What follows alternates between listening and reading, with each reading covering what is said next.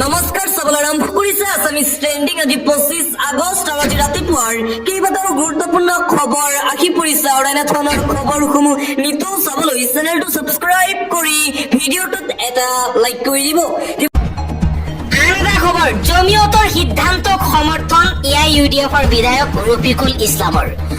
সৰু ল'ৰা ছোৱালীয়ে কাজিয়া লাগিলে দেখুৱাৰ দৰে মুখ্যমন্ত্ৰী হিমন্ত বিশ্ব শৰ্মায়েও কথাই বুঢ়া আঙুলি দেখুৱায়। জমিয়তক প্ৰত্যুত্তৰ দিয়াৰ সময়ত হিমন্ত বিশ্ব শৰ্মাই মুখ্যমন্ত্ৰীৰ আসনখনৰ মান ৰক্ষা কৰা উচিত আছিল বুলি মন্তব্য কৰিছে ৰফিকুল ইছলামে। সাংবিধানিক পদত থাকি এনে অসাংবিধানিক কাম কেতিয়াও শোভা নাপায় এজন মুখ্যমন্ত্ৰীৰ বাবে। পৰৱৰ্তী খবৰ, খিতাপ জয়ৰ সুখ, একেৰাহে দ্বিতীয়বাৰলৈ ডুৰাণ্ড কাপৰ খিতাপ দখল নৰ্থ ইষ্ট ইউনাইটেডৰ। ডুৰাণ্ড কাপৰ ট্ৰফিৰ সৈতে দলটোৰ স্বত্বাধিকাৰী জন আব্ৰাহাম।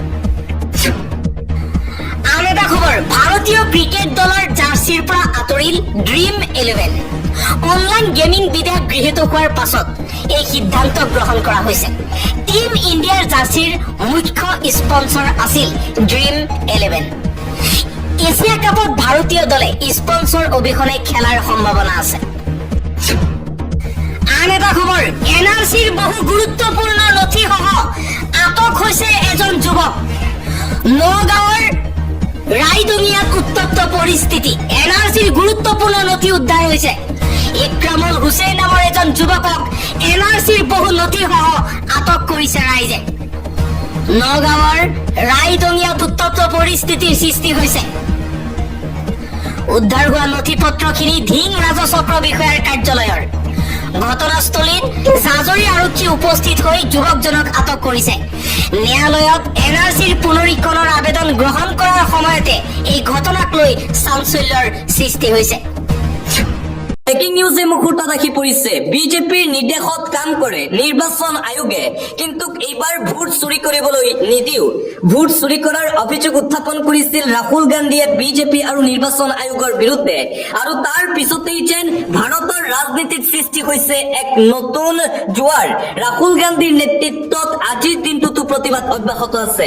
এছআইআৰক লৈ বিহাৰত গৰ্জন ৰাহুল গান্ধীৰ, নিৰ্বাচন আয়োগৰ বিৰুদ্ধে পুনৰ মহাবিস্ফোৰণ ৰাহুল গান্ধীৰ। এটাও প্ৰশ্নৰ উত্তৰ দিব নোৱাৰিলে নিৰ্বাচন আয়োগে। কৰ্ণাটকত 1 লাখ ভুৱা ভোটাৰ কেনেকৈ আহিল তাৰ উত্তৰ নাই নিৰ্বাচন আয়োগৰ হাতত। এছআইআৰৰ জৰিয়তে ভোট চুৰি কৰাৰ পৰিকল্পনা নিৰ্বাচন আয়োগ আৰু বিজেপিৰ। মহাৰাষ্ট্ৰ, কৰ্ণাটক, হাৰিয়ানা তাৰ বাস্তৱ উদাহৰণ। বিহাৰত 65 লাখ মানুহৰ নাম বাদ পৰিল ভোটাৰ তালিকাৰ পৰা। ভোটাৰ তালিকাক লৈ সন্দেহ আছে কংগ্ৰেছ দলৰ। পুনৰবাৰ সৰব হৈ পৰিছে কংগ্ৰেছৰ যুৱৰাজ ৰাহুল গান্ধী, কিন্তু বিজেপিয়ে এটাও প্ৰশ্ন কৰা নাই। নিৰ্বাচন আয়োগ বিজেপিৰ সম্পৰ্ক আছে। নিৰ্বাচন আয়োগ আৰু বিজেপি এটা মুদ্ৰাৰ ইপিঠি সিপিঠি। বিজেপিৰ নিৰ্দেশত কাম কৰে ভাৰতৰ নিৰ্বাচন আয়োগে। নিৰ্বাচন আয়োগ বিজেপিৰো সম্পৰ্ক আছে বুলি মহাবিস্ফোৰণ ৰাহুল গান্ধীৰ। নিৰ্বাচন আয়োগে শুদ্ধ তালিকা দিয়ক, তেতিয়াহে বিশ্বাস কৰিব ভাৰতৰ জনতাই। আমি কেতিয়াও পিছুৱাই নাহো, আমি আমাৰ অভিযোগসমূহত অটল থাকিম। নিৰ্বাচন আয়োগক সহজে এৰি নিদিও বুলি হুংকাৰ প্ৰদান কৰিছে ৰাহুল গান্ধীয়ে। যি কৰে কৰক নিৰ্বাচন আয়োগে, আমি নিৰ্বাচন আয়োগক ভয় নকৰো। কিন্তু ভোট চুৰি কৰিবলৈ আৰু দিয়া নহব নিৰ্বাচন আয়োগ আৰু বিজেপিক, হুংকাৰ প্ৰদান কৰিছে বিৰোধী দলপতি ৰাহুল গান্ধীয়ে। বিজেপি আৰু নিৰ্বাচন আয়োগৰ বিৰুদ্ধে ভোট চুৰি কৰাৰ অভিযোগ উত্থাপন কৰাৰ পিছতেই আজি নৱম দিনত তীব্ৰ প্ৰতিবাদ অব্যাহত আছে। আৰু ভোট চুৰি কৰাৰ অভিযোগ উত্থাপন কৰাৰ পিছতেই কংগ্ৰেছৰ ফালৰ পৰা কোৱা হৈছে ভাৰতৰ পৰৱৰ্তী প্ৰধানমন্ত্ৰী হ'ব ৰাহুল গান্ধী আৰু অসমৰ পৰৱৰ্তী মুখ্যমন্ত্ৰী হ'ব গৌৰৱ গগৈ। পৰৱৰ্তী খবৰ, নামনি মধ্য অসম ৰক্ষা কৰিব নোৱাৰিলে মুখ্যমন্ত্ৰী হিমন্ত বিশ্ব শৰ্মাই। সেয়েহে এইবাৰ উজনি অসমত পূৰ্ণ গতিত চলিব উচ্ছেদ অভিযান। এইবাৰ মাৰ্ঘেৰিটাত হ'ব প্ৰশাসনৰ বৃহৎ উচ্ছেদ অভিযান। মুখ্যমন্ত্ৰী হিমন্ত বিশ্ব শৰ্মাৰ ফালৰ পৰা এই বৃহৎ ঘোষণা কৰা হৈছে। নামনি অসম, মধ্য অসমখিনিও বচাব নোৱাৰিলে মুখ্যমন্ত্ৰী হিমন্ত বিশ্ব শৰ্মাই। গতিকে এইবাৰ উজনি অসম বচাব মুখ্যমন্ত্ৰীয়ে। উজনি অসমত পূৰ্ণ গতিত চলিব উচ্ছেদ অভিযান। সম্পূৰ্ণ প্লেন কৰিছো। মাৰ্ঘেৰিটাত উচ্ছেদৰ বাবে এই মন্তব্য কৰিছে মুখ্যমন্ত্ৰী হিমন্ত বিশ্ব শৰ্মাই। মাৰ্ঘেৰিটা সমষ্টিত হাজাৰ হাজাৰ অচিনাকি লোক আছে বুলিও মন্তব্য মুখ্যমন্ত্ৰী শৰ্মাৰ। খিলঞ্জীয়াক ৰক্ষা কৰিবই লাগিব বুলি মন্তব্য মুখ্যমন্ত্ৰী শৰ্মাৰ।